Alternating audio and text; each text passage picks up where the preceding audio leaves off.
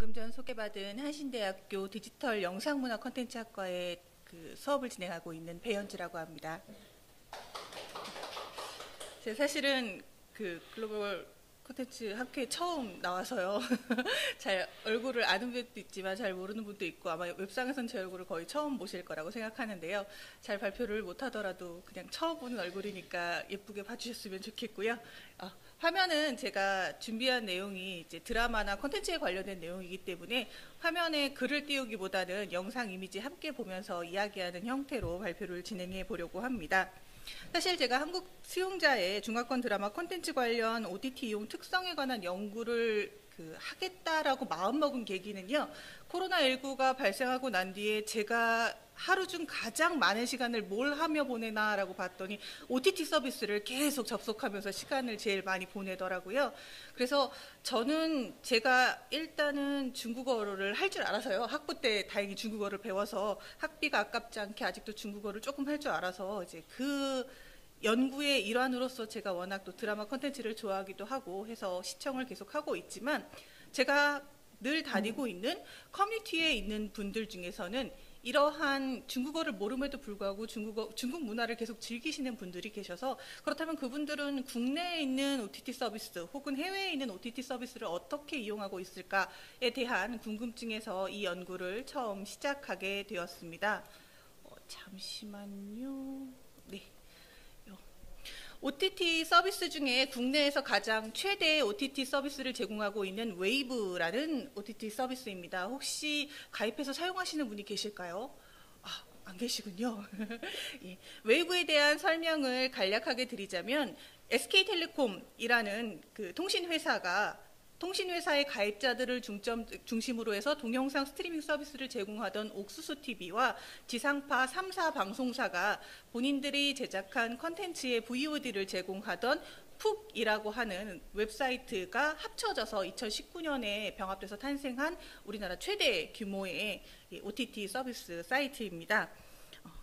이런 사이트들을 한국의 많은 드라마 콘텐츠를 좋아하시는 분들 혹은 방송 콘텐츠들을 좋아하시는 분들이 가입을 해서 사용을 하고 있는데요. 앞서 첫 번째 발표 때 넷플릭스 가입자 증가수를 말씀해 주신 것처럼 코로나19 사태가 벌어지고 난 이후에 사실은 이러한 OTT 서비스에 대한 가입자가 전체적으로 늘어나게 되었고 비단 넷플릭스만을 이야기하는 것이 아니라 OTT 서비스가 국내에 처음 실시됐던 2012년도에 OTT 서비스에 대한 시장 규모를 1,085억 정도로 계산을 했었는데 이제 8년 정도가 지난 2020년 OTT 시장의 규모는 7,800억까지 성장을 해서 거의 8배 가까이 성장한 것으로 알려져 있습니다. 그만큼 다양한 형태의 많은 OTT 서비스들을 일반 대중들이 사용하고 있다라고 볼 수 있는데요. 그 중에서도 중화권 문화 콘텐츠를 활용하는 사람들은 이 OTT 서비스에 대한 이용에서 사실은 좀 배제되어 있었던 것이 일반적인 견해입니다. 왜냐하면 국내에 중화권 문화 콘텐츠, 그 중에서도 특히 드라마를 좋아하는 계층은 이제 마니아의 계층으로 많이 알려져 있었기 때문에 그 시장 규모가 크지 않으므로 이에 대한 서비스를 제공하는 것이 매우 적었었는데요. 최근 3, 4년 들어서면서부터 이제 아시다시피 케이블 채널이라든지 IPTV 서비스를 통해서 채널이 다양화되고 다양화된 채널에서 공급할 수 있는 콘텐츠들을 수급하기 위한 콘텐츠들을 찾는 과정 속에서 새로운 대안으로 이런 중화권 문화 콘텐츠가 각광을 받기 시작하면서 국내에 많은 중화권 문화 콘텐츠들이 소개되기 시작하였습니다. 그래서 국내에서 가장 최대 사이트라고 하는 이 웨이브에 가보시면 해외 시리즈라고 하는 카테고리가 따로 되어 있는데요. 이 카테고리 안에서도 새로 최초 공개되는 드라마 다음에 등장하는 것이 바로 이 중국 드라마라는 카테고리가 등장할 정도로 우리나라의 해외 콘텐츠 중에서도 특히 많은 부분을 차지하고 있는 것이 이 중화권 드라마 콘텐츠, 중화권 문화 콘텐츠라고 할 수 있겠습니다. 그렇다면 제가 이야기하는 중화권 드라마 콘텐츠란 무엇이냐? 왜 중국 문화 콘텐츠, 중국 드라마 콘텐츠라고 하지 않느냐, 그 설명을 간략하게 좀 드리고 넘어가면 좋을 것 같은데요. 중화권 드라마 컨텐츠, 중화권 컨텐츠라고 할 때는 기본적으로 중국어, 화어를 바탕으로 사용하는 국가에서 제작된 컨텐츠들을 저는 중화권 드라마, 중화권 컨텐츠라고 이야기를 합니다. 그 안에 대표적으로 포함되는 국가가 중국과 홍콩, 대만이 있을 수 있는데요. 같은 문화권이고 유사한 형태를 가지고 있을 것이라고 흔히들 생각하기 때문에 전체적으로 중국 문화 컨텐츠라는 말로 포괄적으로 사용하기도 하지만 실제로 그 세부적인 내용을 분석해서 살펴보면 각각의 저마다의 특성이 다른 것을 확인할 수 있습니다. 중국에서 제작되는 중국 드라마의 경우에는요, 우리가 어렸을 때 혹시 많이 보셨는지 모르겠는데 무협소설이라고 해서 이제 무협이나 혹은 삼국지, 수호지와 같은 역사물을 바탕으로 한 컨텐츠들이 주를 이루고 있는 가운데에서 최근 중국 문화 컨텐츠 중에서 새롭게 도가 사상이나 불교 사상의 영향을 받아서 등장하고 있는 선현물이라는 장르가 새롭게 각광을 받고 있고요. 선현물이라고 하는 건 신선이 등장을 합니다. 그래서 뭐 손오공 이야기라든지 혹은 저희가 알 수 없는 많은 이름들의 중국의 설화에 근거한 다양한 이야기들이 만들어져서 등장하는 내용을 선현물이라고 합니다. 이런 것들을 모두 다 통틀어서 그 과거의 고대의 복장을 하고 찍은 드라마다라고 해서 고장극이라고 얘기도 하는데요. 지금 보여지는 화면 중에서 봉신년이라고 하는 것은 저희가 다 알고 있는 그 봉신년이 신화를 바탕으로 해서 만들어진 컨텐츠이고요. 양세환이라고 하는 것은 앞서 말씀드렸던 선현물에 가까운 컨텐츠입니다. 수장영웅도 마찬가지고요. 이런 식으로 역사적 내용이나 혹은 무역 혹은 과거의 시대의 내용을 바탕으로 하는 내용을 주로 만드는 것이 중국 드라마의 특징이라고 한다면요. 홍콩 드라마는 아시다시피 이제 일국 양제에 의해서 중국에 속해 있지만 중국과는 다른 문화적 특징을 가지고 있고 과거 영국의 지배를 받았던 그러한 경력이 있기 때문에 비교적 그 문화의 표현에 있어서 자율성이 높아서 이런 중국의 역사나 무협물 같은 경우에는 중국의 규모의 경제에 따라가지 못하기 때문에 홍콩 방송사와 홍콩 제작사가 중점적으로 제작되는 작은 규모의 현대 드라마를 주로 제작을 해서 방송을 하는데요. 이런 홍콩 드라마를 중국 드라마와 구별하는 가장 큰 기준점은 언어의 사용에 있습니다. 그래서 홍콩 드라마 같은 경우에는 홍콩 지역에서 사용하고 있는 방언인 광동어로 제작이 됩니다. 대만 드라마 같은 경우에는요, 중국과는 분리되어서 생각되는 부분이 많은데요. 대만 드라마의 경우에는 특히 과거에 대만이 일본의 식민지였고 2000년대 이후에는 한류의 영향을 받아서 한국 문화 콘텐츠에 영향을 많이 받았기 때문에 일본 드라마나 한국 드라마의 영향을 받은 트렌디 드라마가 주를 이루는 특징을 지니고 있습니다. 그래서 각각의 국가마다 어떤 대중들이 선호하거나 주로 제작되는 드라마의 장르가 다르기 때문에 국가별로는 중국과 홍콩, 대만으로 나누어서 그 특징을 살펴볼 수 있지만 전체적인 통합적인 틀에서 보았을 때 생각하고 있는 유교적 사고방식을 바탕으로 한다든지 역사의식의 공유라든지 그리고 생활문화 방식에서의 유사성들을 고려를 할 때 이들을 모두 묶어서 중화권 드라마 콘텐츠, 중화권 콘텐츠라고 이야기할 수 있을 것 같습니다. 그러면 이러한 중화권 드라마 콘텐츠를 국내에서 시청할 수 있는 방법은요. 과거에는 비디오 테이프를 빌려서 보는 방법밖에는 없었고요. 비디오 테이프이 2008년에 생산이 중단이 되면서 더 이상 비디오 테이프로 빌려볼 수 없게 되고 그 자리를 대신하는 VOD 서비스라든지 DVD 서비스가 등장을 하기 시작하면서 컨텐츠들을 인터넷을 통해서 확인하게 되는 그런 성향이 많아지게 되고 아울러서 IPTV가 공급이 되면서 인터넷을 통한 이러한 드라마의 시청이 증가하게 되었는데요. 이러한 시청을 좀 더 원활히 할 수 있게 하는 방법으로 지금 보여드리는 사이트와 같은 OTT 서비스에 가입을 하여서 주로 이용하고 있는 것으로 확인이 되었습니다. 국내에서 중화권 드라마 콘텐츠를 시청할 수 있는 대표적인 플랫폼은 지금 보여드리는 웨이브라는 것과 그 다음에 CJ ENN에서 운영하고 있는 티빙이라는 그 OTT 서비스 그리고 왓챠라는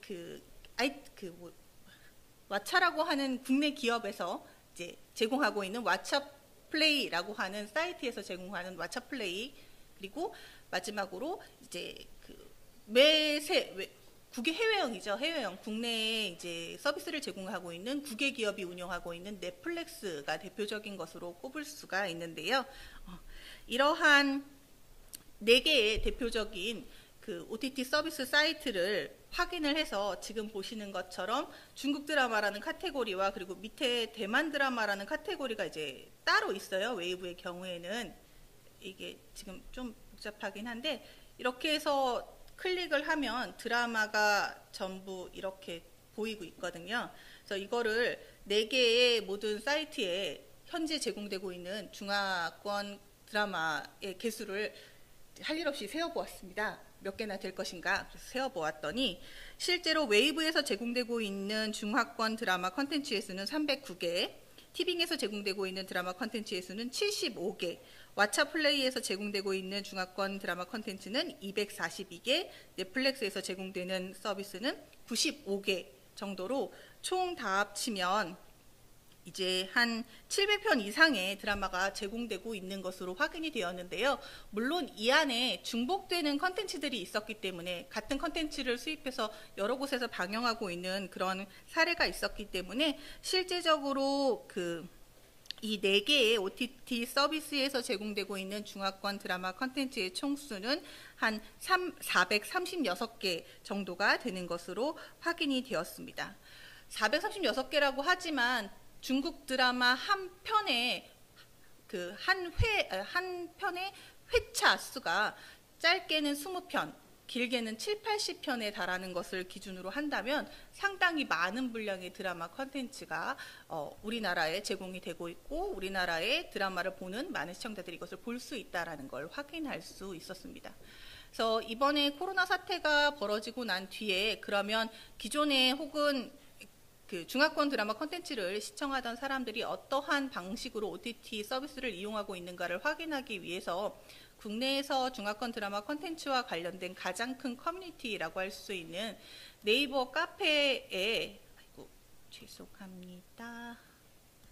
이제 이 MJ박스라는 사이트에 들어가서요. 이 사이트 안에 가입해 있는 유저들을 대상으로 이들이 업로드한 글과 그 다음에 채팅을 통한 FGI 인터뷰를 통해서 그 시청 행태를 한번 조사를 해봤는데요. 이 사이트에 대해서 간략하게 소개하자면 2005년도에 처음 생겨나서 현재 11만 명 가까이 넘는 회원이 가입이 되어 있고요. 가입만 되어 있고 실제 활동하는 회원 수는 한 1만 명 정도이기는 하지만 현재 중화권 드라마 콘텐츠와 관련된 가장 큰 커뮤니티 사이트에는 틀림이 없습니다. 그리고 현재까지 관련된 전체 게시글은 54만 건 정도가 업로드되어 있습니다. 그래서 이 사이트에서 1차적으로는 2019년 12월 달부터 2020년 6월 7일까지를 기준으로 하여서요. OTT 서비스와 관련되어서 유사하다고 생각하는 관련 검색어, OTT 서비스라든지 월정액이라든지 웨이브, 왓챠, 넷플릭스 등등의 이름을 검색을 해서 관련 글을 검색해서 검색 내용을 확인하는 걸 1차적인 작업으로 하고요. 그리고 그 검색 내용을 바탕으로 현재 카페에 활동하고 있는 회원 중에 그 OTT 서비스를 사용하고 있는 회원 5명을 대상으로 하여서 FGI를 실시한 결과 이들이 OTT 서비스를 활용하고 있는 몇 가지의 특징에 대해서 확인을 할 수 있었는데요. 첫 번째로는 일단은 OTT 서비스 자체가 매우 비용이 비싸기 때문에 한번 이용하는 것 자체가 한 10,000원 정도의 비용이 필요하기 때문에 중국 드라마를 시청하기 위해서 OTT 서비스를 가입을 하고는 있지만 모든 사이트가 동일한 드라마를 제공하지 않고 특정 사이트에서 독점 드라마를 제공하고 있다는 것을 확인하기 위해서 여러 사이트에 가입하는데 그 가입하는 방식을 매우 선택적으로 중복 사용해서 하고 있다는 것을 확인할 수 있었습니다. 그래서 예를 들어서 미국 드라마를 좋아해서 넷플릭스를 가입하고 있는데 중국 드라마를 보고 싶다고 하면 중국 드라마가 가장 많이 있는 웨이브라는 사이트에 지금 보시는 것처럼 이런 무료 이벤트 등을 통해서 한 달 동안 가입을 해서 사용을 하고 다른 사이트로 옮겨가서 또 무료 이벤트를 사용하고 그다음에 휴대폰 이벤트를 사용하고 하는 형식으로 사용하는 것을 많이 확인할 수 있었습니다. 또 하나 특징적인 것은요. 중국의 사이트를 직접적으로 유료로 가입을 해서 활용하고 있는 것을 볼 수 있었는데요. 이것은 중국에서 제공하는 중국 OTT 서비스 사이트 홈페이지입니다. 텐센트에서 운영하는 덩신이라는 사이트인데요. 이 사이트 같은 경우에는 중국 국내에서만 사용이 가능한 아이디와 이메일 주소가 별도로 필요하고, 심지어 결제 방식도 중국 자체 내에서 활용할 수 있는 전자화폐를 사용해야 함에도 불구하고 그 IP 우회를 사용하면서까지 이 사이트에 가입을 하여서 유료 결제를 통해서 이 서비스를 사용하고 있는 것으로 확인이 되었는데요. 그 이유 중에 하나는 자신이 좋아하는 드라마 혹은 자신이 좋아하는 배우의 작품을 실시간 동시 방영으로 확인하고 싶은 욕망이 가장 컸기 때문인 것으로 확인되었습니다. 그리고 실제 인터뷰를 진행한 5명 중에 3분은 중국어를 전혀 하지 못하는 상황인데요. 중국어를 하지 못함에도 불구하고 다양한 방식으로 검색을 하고 카페 커뮤니티를 통해서 확인을 해서 해당 사이트에 유료로 가입을 해서 활동하고 있는 것으로 확인이 되었습니다. 이러한 적극적으로 콘텐츠를 소비하려고 하는 이런 그 마니아층의 소비 욕구를 고려를 해서요, 중국의 OTT 서비스의 경우에는요, 유튜브에 자신들만의 사이트를 별도로 업로드해서 중국 국내에서 볼 수 없는 사이트들을, 중국 국내는 폐쇄적이기 때문에 해외에서 접속이 되어서 볼 수 없는 내용들을 외국인들에게 한국어 또는 영어 혹은 다양한 언어로 번역해서 제공하는 것을 확인을 할 수가 있었는데요. 이러한 유튜브와의 연계를 통해서 다양한 컨텐츠들을 자신들의 컨텐츠들에게 관심을 가질 수 있도록 유인하고 그들이 좀 더 편리하게 서비스를 사용할 수 있도록 제공하는 측면을 보았을 때, 향후 우리나라의 웨이브나 왓챠나 티빙 같은 경우가 국내의 국내의 시청자들만을 주로 상대를 하고 있는데, 점점 확대되는 시장에 맞추어서 변형해 가기 위해서는 이런 서비스의 연계도 함께 고려해 볼 필요가 있을 것 같습니다. 네, 이 발표 여기까지 마치도록 하겠습니다.